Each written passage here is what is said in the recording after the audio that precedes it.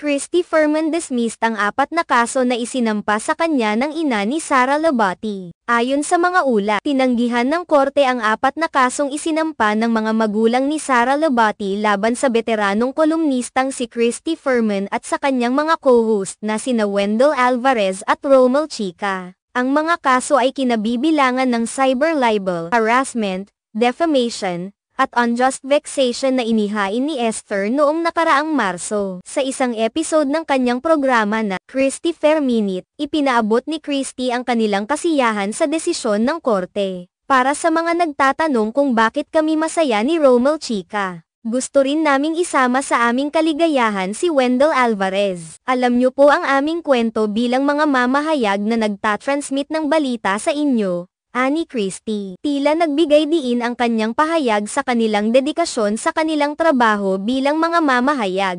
Sinasalamin nito ang kanilang pagsusumikap na ilabas ang katotohanan sa kabila ng mga hamon at pagsubok na kanilang kinaharap. Ipinakita rin ni Romel ang kanyang pasasalamat sa desisyon ng korte, na naging daan upang mawala ang 4 na kaso. Sa kabila ng magandang balita para kina Christy at kanyang mga co-host, may mga nakabiting kaso pa rin ang grupo mula sa ibang mga artista.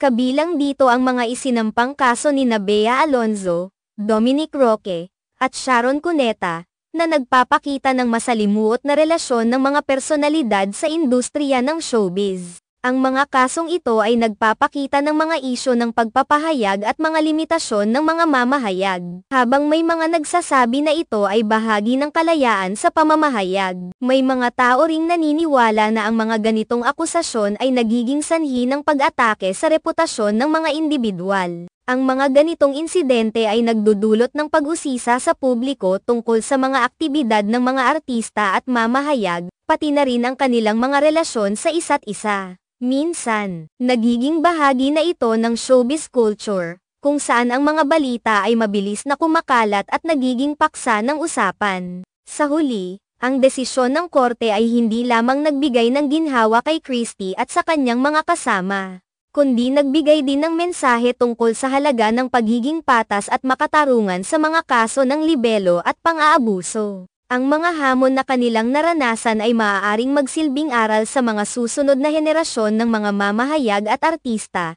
na maging maingat sa kanilang mga salita at aksyon. Mahalaga rin na patuloy na bantayan ng publiko ang mga isyu ng pananaw at opinyon, at ang kanilang epekto sa mga buhay ng mga tao sa industriya. Ang pagkakaroon ng bukas na talakayan tungkol sa mga ganitong tema ay makatutulong sa pagbuo ng mas makatarungang kapaligiran para sa lahat, samantalang patuloy ang laban para sa mga kasong nakabiting ito. Umaasa ang lahat na sa kalaunan ay makakahanap ng resolusyon ang mga partido at muling makapagpatuloy sa kanilang mga karera na walang panghihimasok o takot. Ang mundo ng showbiz ay puno ng pagsubok. Ngunit ang determinasyon at pagsisikap ng mga tao sa likod ng mga kamera ay tiyak na magdadala sa kanila sa tagumpay.